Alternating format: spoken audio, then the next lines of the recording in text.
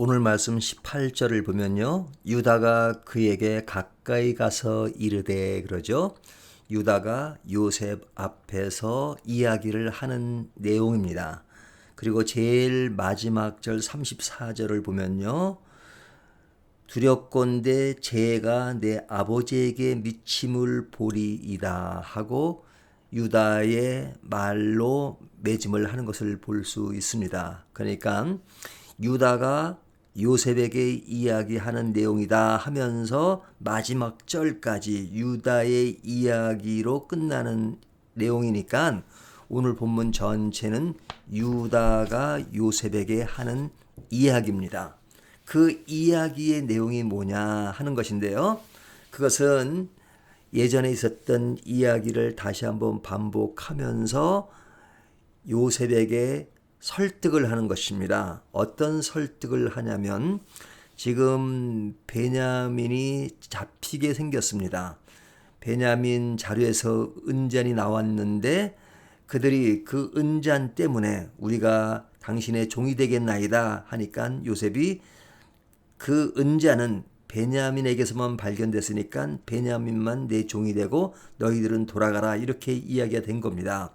이 말을 들은 유다는 형제들을 대표해서 지금 베냐민을 데리고 가야만 하는 그 이유를 설명하는 것입니다.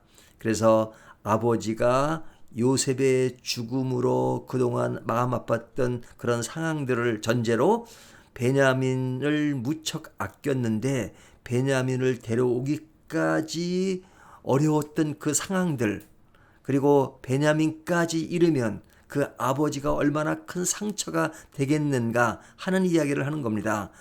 만약에 베냐민이 돌아갈 수 없다면 나를 종으로 삼아 주십시오 하는 그 이야기를 하는 것이 오늘 본문의 내용입니다. 그러니까 우리는 이미 전에 사건을 통해서 이런 내용을 이미 알고 있습니다. 그 사건을 다시 이야기하면서 요셉에게 자신의 생각하는 것들을 지금 이야기하는 겁니다. 그 핵심 내용은 아버지의 마음을 아프게 할 수 없다.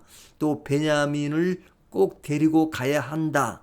그래야 될 이유는 이것이다. 이렇게 이야기하는 겁니다. 이 이야기를 통해서 우리가 생각해야 될 것은 유다에게 상당한 변화가 있다는 것을 볼 수 있습니다.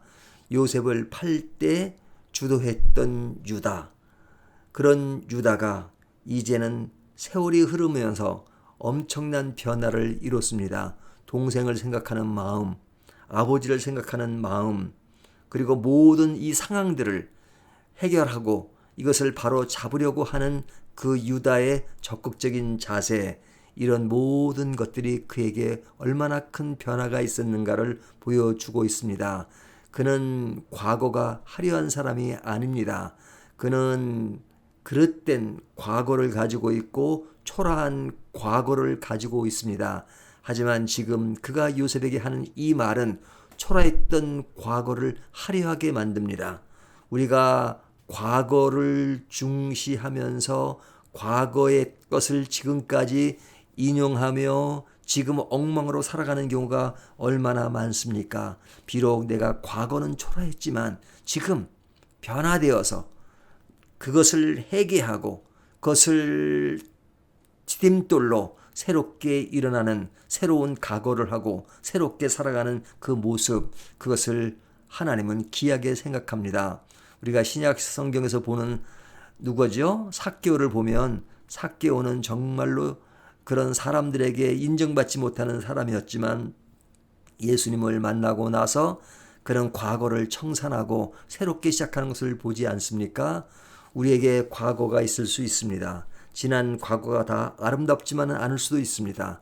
하지만 그런 과거가 있다 할지라도 지금 그 과거를 청산하고 새롭게 변화된 삶을 살아간다면 그것은 아름다운 것입니다.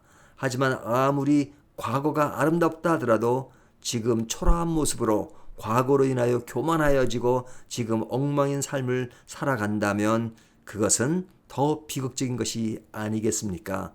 오늘 우리들의 모습을 통해서 과거도 좋고 지금도 좋다면 너무 좋겠죠. 하지만 우리가 비록 그 비참한 초라한 과거가 있다 할지라도 지금 새롭게 살아가는 것이 얼마나 중요한가 하는 것을 더 깊이 생각하게 합니다.